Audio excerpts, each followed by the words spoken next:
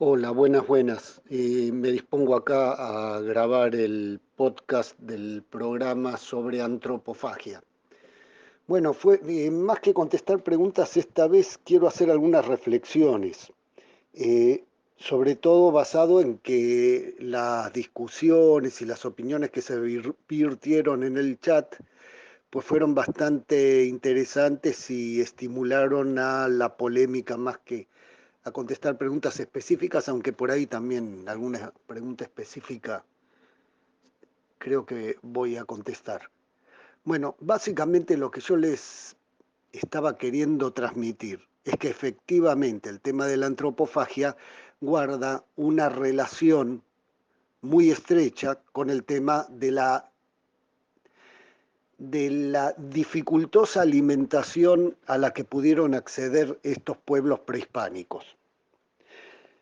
Eh, Esto no es una opinión contundente, es decir, no es un hecho verificable y comprobable y en el cual se haya terminado la discusión.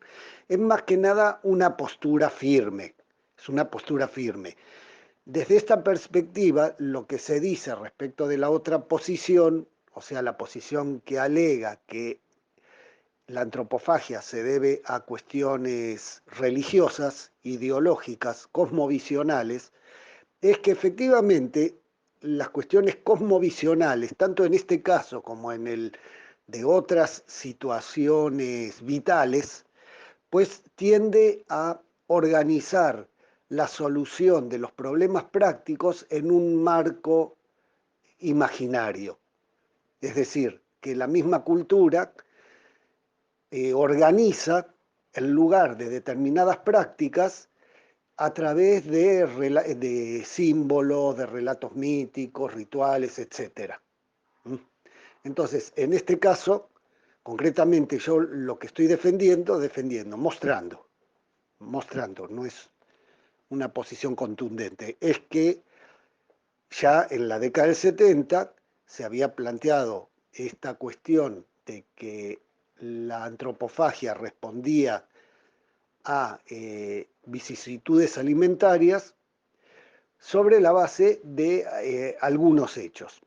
Lo principal que yo agregué, además de la base, digamos, de la evaluación alimentaria de los pueblos prehispánicos, tal como comenzaron a hacerlo Bora y Cook y cómo se siguieron haciendo en las décadas subsiguientes, es mostrar sobre un mapa cuál es la correspondencia de los grupos antropófagos en América en la época, al final de la época prehispánica. ¿Correcto? ¿Qué quiere decir esto? Que hay grupos que ejercitaban una antropofagia en forma permanente y sistemática, caso los aztecas, los pijaos de Colombia, los caribes, bueno, obviamente del Caribe, eh, y otros grupos que lo hacían eventualmente, ¿verdad? Por ejemplo, los guaraníes, los tupís, o sea, todos aquellos grupos que se desplazaron desde la zona del río Amazonas hacia el sur, migraron buscando lugares donde fuera más, donde el alimento fuera más accesible, ¿verdad?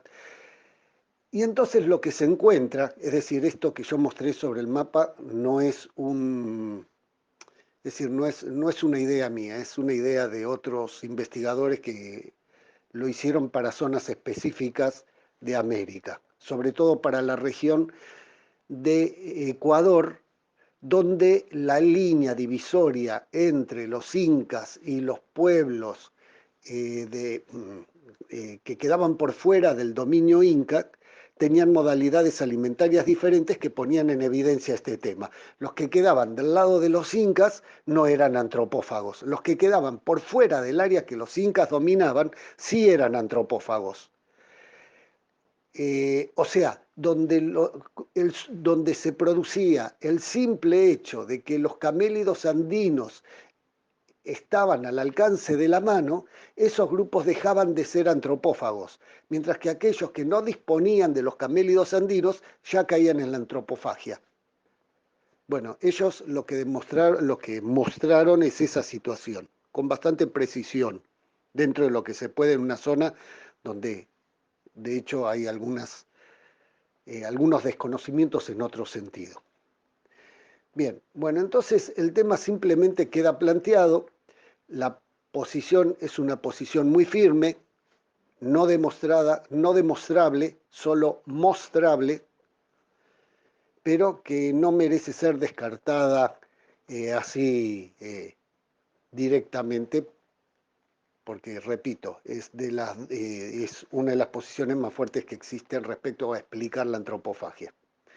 Bien, por otro lado, eh, hubo algunas cuestiones, a ver, pregunta José Villalba respecto de los charrúas que se comieron a Solís. Bueno, justamente, los charrúas se entiende que es una, ¿cómo se llama? Eh, los charrúas se formaron a partir de la mezcla entre los guaraníes, ¿verdad?, y otros indios propios de la región. Y el comportamiento de los charrúas era análogo al de los guaraníes. Bien, entonces, ¿qué? Y bueno, se lo comieron a Solís. Esto parece que no le hacían asco, pero bueno. Eh, Otra pregunta, ya que estamos con José Villalba, otra pregunta que él hacía era, que a mí me quedó en la cabeza, es que ¿qué opinaba de las ideas de Enrique Dussel? Yo no interpreté que podía estar queriendo decir con esa pregunta, y de hecho no lo sé. Le repregunté yo a qué se refería. Bueno, me imagino que debe estar, que la pregunta debe atender a si la teología de la liberación puede ser una ideología o una posición religiosa eh, común a toda América, a toda Iberoamérica, si podría serlo. Interpreto eso, lo cual haría el caso de Enrique Dussel como de otros exponentes de la teología de la liberación. No sé si es esto lo que en realidad preguntó José Villalba o quería saber, pero yo me imagino que debe andar por ahí. Bueno, entonces responde en función de eso. A ver, la teología de la liberación vista desde la Argentina, acá somos peronistas, esa es la realidad. O sea, si decimos cuál es el fundamento de nuestra cultura nacional, uno dice San Martín, Rosas, Irigoyen y Perón. Y se siente orgulloso de eso y lo da como base. Esa es la base de nuestra cultura. Desde esa perspectiva, la teología de la liberación nos queda fuera. Y nos queda fuera por una razón no, digamos, de devoción hacia la figura de nuestros próceres nacionales, sino por una cuestión del conflicto de la Iglesia con Perón. Ese conflicto de la Iglesia con Perón, aunque Perón lo haya resuelto nominalmente, es decir, haya muerto en paz con la Iglesia, pues en el pueblo eh, quedó establecido, quedó arraigado el hecho de que la relación del pueblo con Dios no pasa por la Iglesia, sino que pasa por Perón. Bueno, ustedes dirán, eso es una aberración. Bueno, está bien, será una aberración, pero es que históricamente el peronismo cuando dejó de existir, dejó las cosas en esas condiciones. Entonces puede ser que desde el punto de vista religioso eso sea una aberración o no, pero esa es la realidad. Eso es algo que, si quieren ustedes ponerlo así, nos queda a los argentinos por resolver. O no, o no. Uno puede decir que de cierta manera en Europa esto existió, es decir, esta subjetividad que antepone la figura del líder a la figura de la iglesia como vínculo con Dios, existió bajo la forma de los gibelinos, ¿verdad? Entonces, los gibelinos fueron aquellos,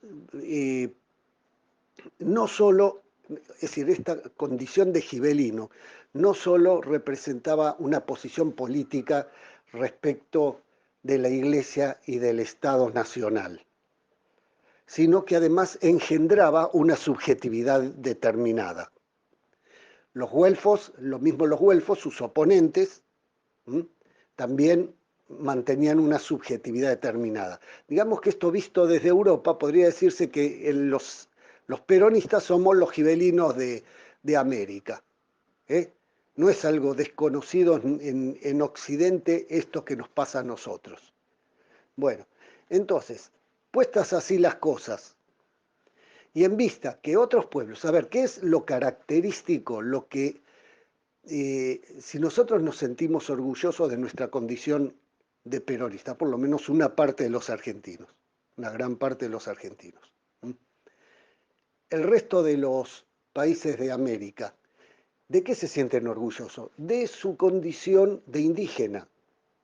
A ver, ¿son todos indígenas? No, como decía Marcelo, efectivamente son mestizos. Bien, pero dentro de ese mestizaje, los símbolos eh, indígenas, pues tienen un gran peso. Está bien, estuvimos diciendo en el programa que esto es característico de México, porque si uno habla con los peruanos van a decir nosotros somos herederos de los conquistadores.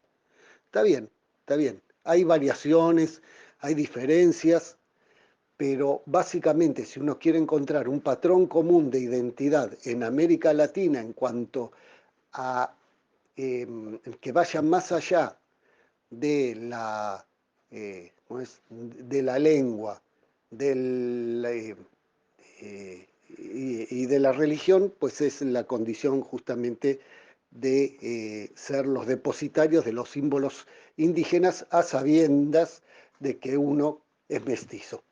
Eso es lo que los identifica a todos. Ahora, ese mestizaje no implica básicamente abrirse de la nación, sino que es la nación mestiza, que es la que resguarda los símbolos indígenas. Más o menos ese sería el planteo, tanto en el caso mexicano como en el caso peruano, ahí sí, de la década del 20, que fue lo que tuvo cabida, o sea, esa posición que tuvo cabida dentro de lo que fue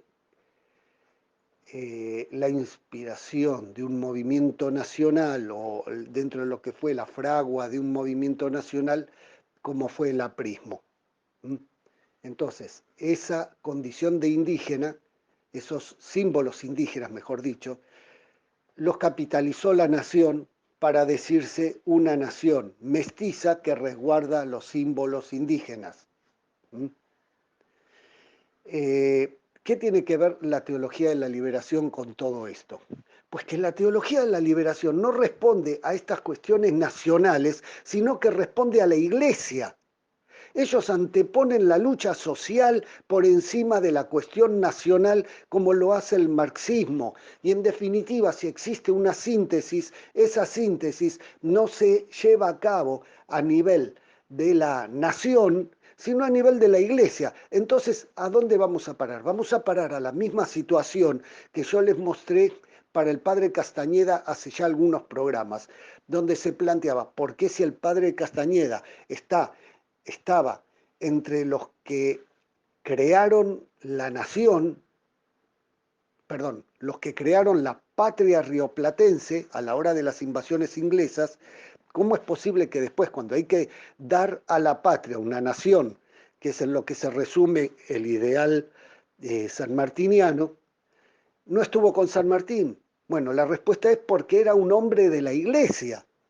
Entonces, antes que responder a, a la organización de una ofensiva cultural nacional, como es el caso de San Martín, él se ordenó a la iglesia. Es una elección. Otra vez, vuelve el tema de güelfos y gibelinos. No era un gibelino, era un güelfo, si quieren ponerlo en términos europeos, ¿verdad?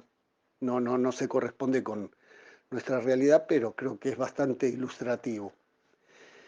Bien, entonces, en definitiva, ¿qué pasa con la teología de la liberación? Pues en estos términos podríamos decir que ellos son los güelfos, mientras que nosotros somos los gibelinos. Hay cantidad de militantes que terminan, he visto a lo largo de la vida, muchos militantes que son peronistas de corazón y honestamente, pero que a la hora de la hora se ordenan desde la iglesia porque antes que peronistas son cristianos. Cristianos en el sentido de ordenarse a la iglesia, pues el peronista también es cristiano, de hecho. Bien, entonces, esa es, eso es lo que opino de la teología de la liberación. ¿Eh? Es una perspectiva de la iglesia por más peleados que estén con la iglesia. ¿Eh? Bien, ahora, con este tema se engancha algo que dijo Marcelo, cuando habló de Armesilla, que dice que presentó la posición de Armesilla al respecto diciendo, soy un cristiano no creyente, ¿verdad? Eso no cierra, sinceramente no, a mí no me cierra. ¿Por qué? Porque le falta decir si es un cristiano no creyente, en qué cree él, en qué sí cree. ¿Por qué esto? Porque está bien, uno puede decir yo no creo en esto, soy, qué sé yo, me gusta el fútbol, pero no creo en un equipo, qué sé yo, no sé, puede ser que no cree en cantidad de cosas, ¿m? Pero lo que falta decir es dónde pongo mis pies, es decir, con qué me comprometo, dónde están puestas mis creencias, cuál es el lugar desde el cual miro el mundo, que a eso se deben mis creencias. Entonces no basta decir con soy un cristiano no creyente, que soy un cristiano de mala gana, quiere decir, por ejemplo, o qué. Entonces la posición está enunciada como una salida de circunstancia. Bueno, en esos términos está bien, qué sé yo. Es respetuoso con los cristianos. Bueno, bárbaro. Ahora, ¿en qué sí cree? Bueno, eso faltaría con el tema de Armesilla. Bien, creo que no sé si he sido claro, pero bueno, así estamos hoy. Aquí cierro el podcast y nos vemos en el próximo programa. Muchas gracias. Hasta luego.